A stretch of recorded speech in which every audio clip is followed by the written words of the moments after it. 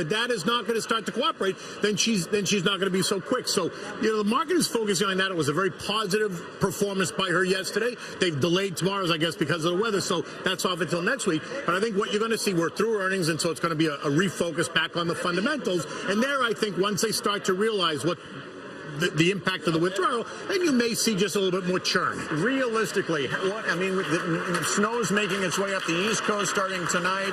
It's already been plaguing the South. What impact could that have on the markets tomorrow? I don't think it's going to have a whole lot of impact on the markets because, listen, the markets trade so much electronically. It's not the way it used to be. All right, very good. Kenny Polcari, thanks very much. So the Medal of Honor winners ringing the closing bells. We head toward the close. The win streak for the Dow stopped cold at 4 sessions. We're down 34 points. All right, that's it for the first hour.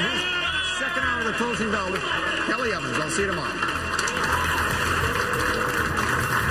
And welcome to the closing bell at this hour. I'm Kelly Evans, and the Dow snapping a 4-day win streak. Here's how we're finishing up the day on Wall Street. 31 points lower on the Dow, which is now 15,963. The S&P 500 shedding barely a point. It's sitting at 1819, and the NASDAQ managing a small gain, adding 10 points at this juncture. Better question, perhaps, is whether the correction itself that we were just spending so much time talking about is over. Let's get right to it with today's panel. Up from Washington, D.C., our very own Eamon Javers just to my left, CNBC contributors Stephanie Link, Nathan Backrack from the Financial Network Group, and Steve Grasso from Stuart Frankel will join us momentarily as soon as he's done trading here on the floor. We've also got Brian Kelly joining us for more on the day's trading action. So it's great to see all of you. And Stephanie, first to you here.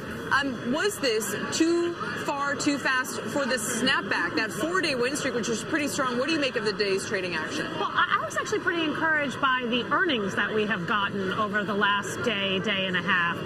Maybe not some household names like SPX Corp or Packaging Corp of America, those kinds of companies I look to, but more importantly, it's the underlying fundamentals and what these companies are saying. And if you look at an SPX, for example, they saw a revenue growth in the fluid power systems business. Okay, so that translates into just the real nitty-gritty industrial companies. Exactly. And I thought that was kind of interesting. In addition, I thought the China data overnight was good. It kind of got played down. Imports and exports rebounded. Better than expected. So, and then of course we had the Bank of England increasing their GDP growth target for the year. Better than 3%. A lot of okay things. So fine, we rallied off the 6.1% low that we saw in the S&P last week.